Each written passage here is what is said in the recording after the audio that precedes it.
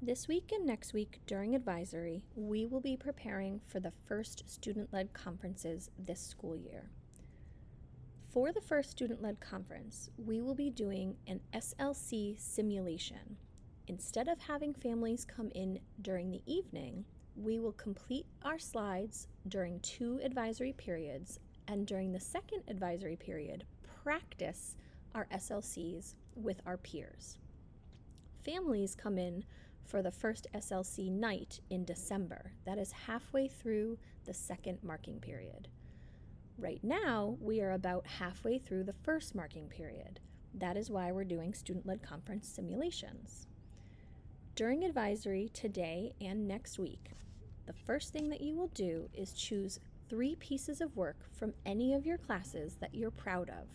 You'll fill out slide 2 and 3 to talk about those pieces of work.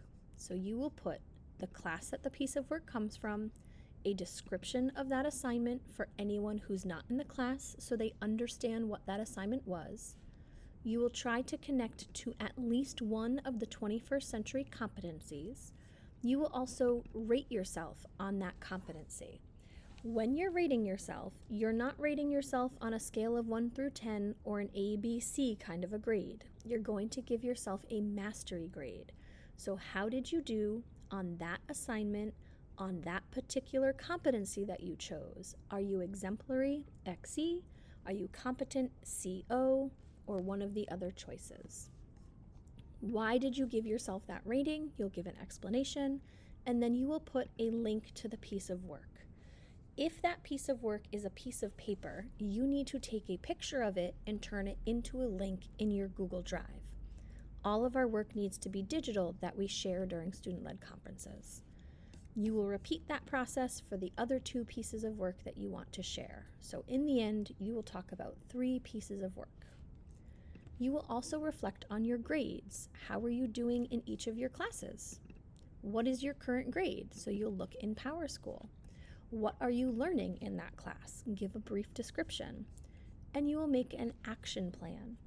If you're doing really well in a class, your action plan needs to reflect that. How are you going to continue doing well until the end of the marking period? If you're struggling in any of your classes, what sort of things do you need to do to improve before the marking period ends? This is a big reason why our student-led conferences happen during the middle of marking periods and not at report card time. We want you to have time to improve. Making a plan will help you do that. During the first advisory period, when you are working on these slides, you need to skip slide 4 and 5.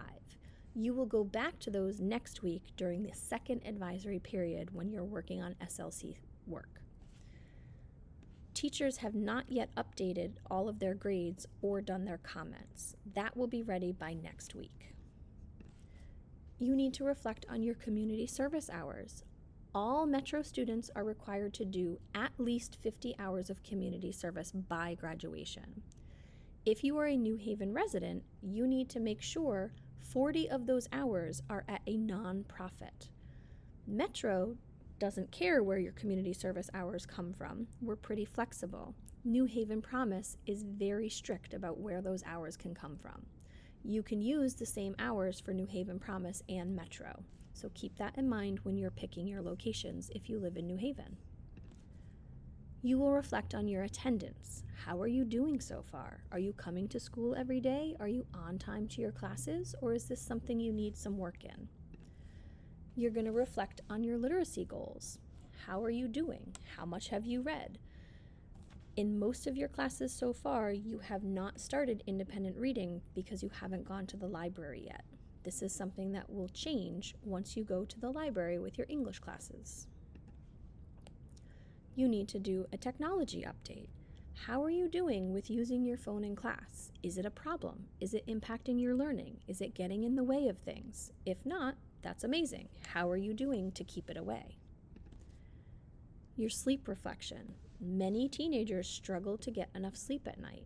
Getting 8 hours of sleep a night is really important. So how are you personally doing with that? Do you get 8 hours? Do you get more? Do you get less? What's happening for you? And your transition to high school. How is it going? Are you happy here? Is it what you thought it was going to be? Do you need supports in other ways? So share your feedback on how your personal transition is going in high school so far. If you have questions, please make sure you ask your advisor for help.